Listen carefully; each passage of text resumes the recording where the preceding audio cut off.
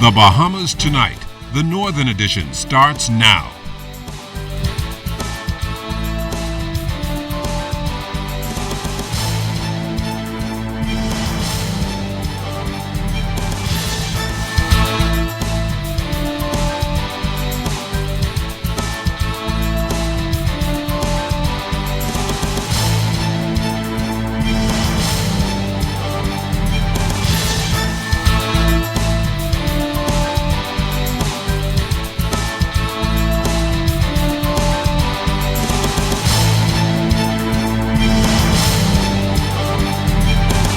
The Northern Edition. Good evening, all. I'm Shashina Roll.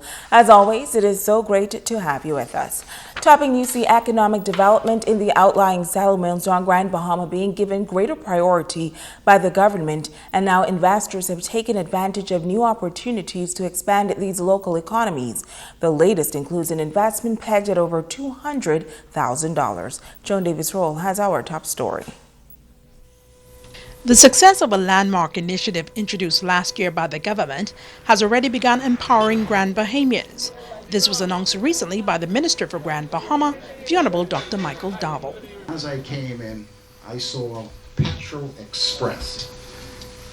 In the 2014 budget, the government of the Bahamas, through an innovative program, developed duty-free concessions for East and West Grand Bahama in an attempt to level the playing field for entrepreneurs in these communities to benefit and to have access to these duty-free concessions so that their business can grow. President of a local investment group, Ramsey Energy Partners Raymond Jones, says he has high praises for the government. He stated that Petro Express, was recently opened on the Harbor Road, Freeport, has successfully introduced a new business model here on Grand Bahama. A service station along with a convenience store, and as an added feature, a local restaurant that is privately owned and operated. The Ministry for Grand Bahama were very integral to us being successful in actually opening as quick as we did, but also they were very accommodating and telling us what we can do to actually take advantage of the duty-free concessions here. And actually we did. We worked closely with Minister Dowell's team, Mr. Jones, and I forgot the name of the lady, and she escapes me in the office. I thank them all for being so supportive and telling us how we can go through the process. We went through that process and we were able to buy majority of all of the equipment and building materials for this facility under that concession. And we pushed them all in Freeport without having to worry about going to the U.S. We sourced them all locally, taking advantage of the duty-free concession. Hot on the heels of that investment has come Petro Express number 2 in East Grand Bahama. The new state-of-the-art facility, located across from the government dock in McLeanstown, not only provides a much-needed service, but also puts this establishment on the cutting edge of technology. What type of investment has this one for you in terms of dollars? Just under $200,000. But we do, you invest in the latest technology to provide a service and operate a facility that's actually protective of the environment. We can monitor what's going up here from Freeport at the office, but also we can see what's going on here with the pumps and equipment and talk to the cashiers here, look at the computer systems. And also we made sure that we build something that actually protects us as a Bahamian, protects the environment, and don't have the issues that older stations may have, where guys they're not sure what's going on with the fuel going into the ground. We made sure to be spared no expense in actually making sure that the fuel system is very secure to keep the fuel where it belongs, in the tank. The vision of this Bahamian entrepreneur and his partners does not stop there. This is number 2. Any plans for number 3? Of course. Officials say they will not stop here. In fact, they're already talking expansion once again. Their goal is to service the needs of Bahamians everywhere.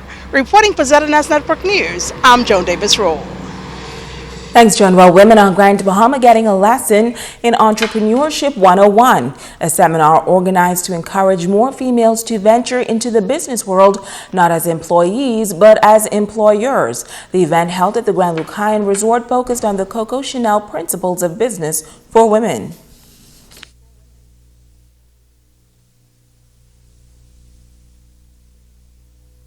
I feel this is important for women because we have a bad rap as women that we don't know how to work together.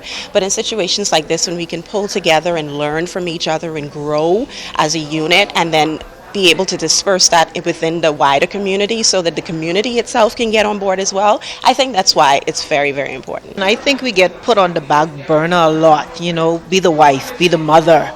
But as business women, I don't think people really consider us to be great business women. So I think for something like this to come around, to really empower women to say, yes, you have that idea, go out and do it, and you can be successful at it.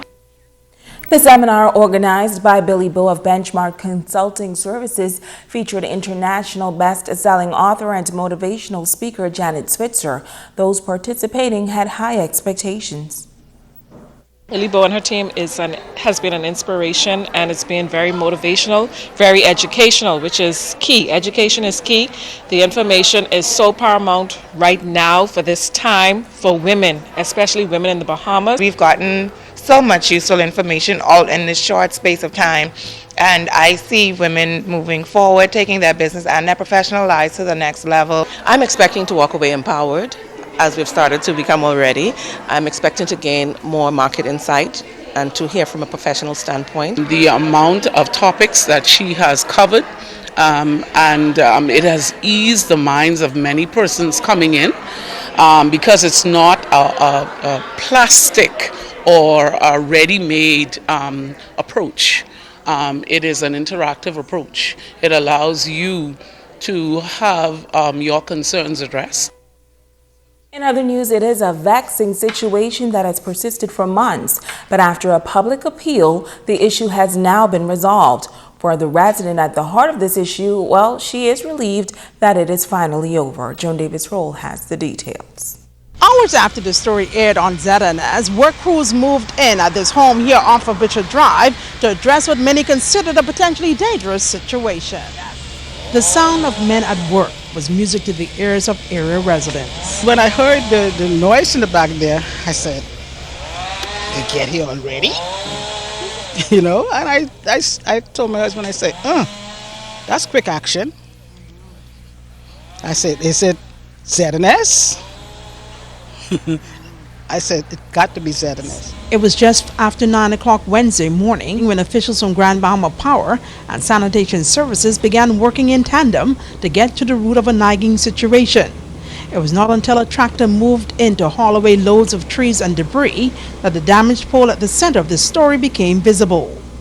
Resident Betty Robinson Stewart was elated that her prayers had finally been answered. I can't even explain how I feel. I am grateful to you all first of all, and to God first of all, and to you all, because how they can act so quick now, and they couldn't act all them that time I was nagging them. Stewart, still amazed by the attention now given to her plight, says she is thrilled that her nightmare is almost over. I feel like how they can get to it now, they could have get to it before.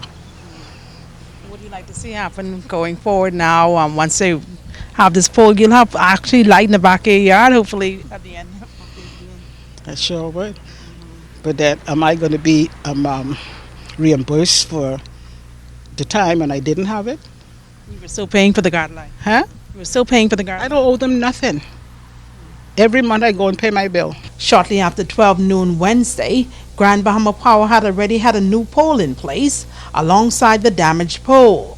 Now the task at hand for Grand Bahama Power is to transfer old power lines to the new power pole. Reporting for ZNS Network News, I'm Joan Davis Roll.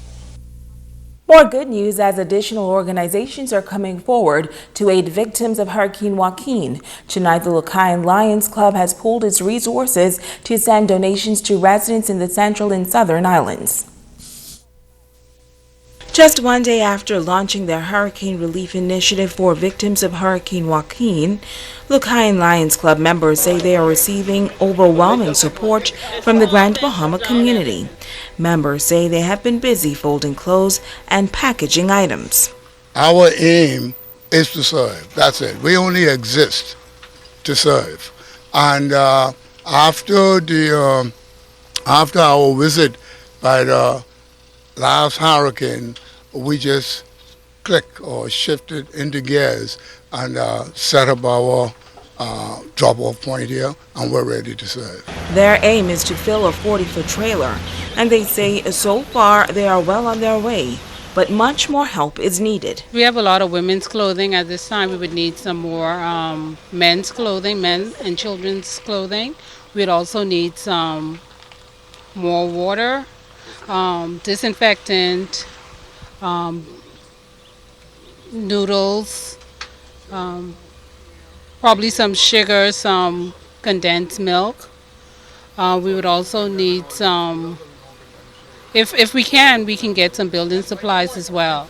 If you are interested in donating, Lions Club members say all week from 10 a.m. to 6 p.m. they will be stationed at a rising courier on East Sunrise Highway. We want to encourage other members of the Grand Bahama community to support our initiative.